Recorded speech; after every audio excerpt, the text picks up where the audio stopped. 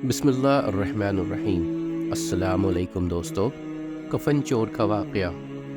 ایک اندھا بھکاری تھا جو اپنی آنکھیں چھپائے رکھتا تھا۔ اس کا سوال کرنے کا انداز بڑا عجیب تھا۔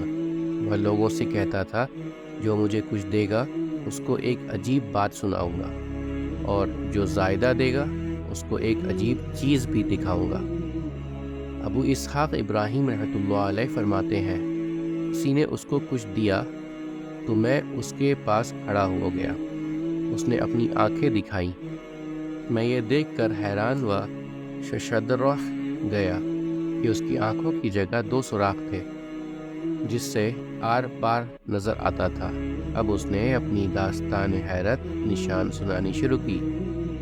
میں اپنے شہر کا نامی گرامی کفن چور تھا اور لوگ مجھ سے بے حد خوفزدہ رہتے تھے۔ اتفاق سے شہر کا قاضی یعنی جج بیمار پڑ گیا۔ اس کو جب اپنے بچنے کی امید نہ رہی تو اس نے مجھے 100 دینار بھجوا کر کہلا بھیجا کہ میں ان کو 100 دیناروں کے ذریعے اپنا کفن تجھ سے محفوظ کرنا چاہتا ہوں۔ میں نے حامی بھر لی۔ اتفاقاً وہ تندرست ہو گیا، مگر کچھ عرصے کے بعد پھر بیمار ہو کر مر گیا۔ میں نے سوچا کہ وہ عطیہ تو پہلے مرض کا تھا، لہٰذا میں نے اس کی قبر کھود ڈالی۔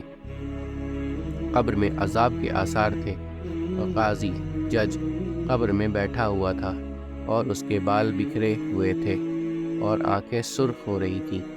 اچانک میں نے اپنے گھٹنوں میں درد محسوس کیا اور اچانک کسی نے میری آنکھوں میں انگلیاں گھونپ کر مجھے اندھا کر دیا اور کہا، اے دشمن خدا، اللہ تعالیٰ کے بھیدوں پر کیوں مطلع ہوتا ہے؟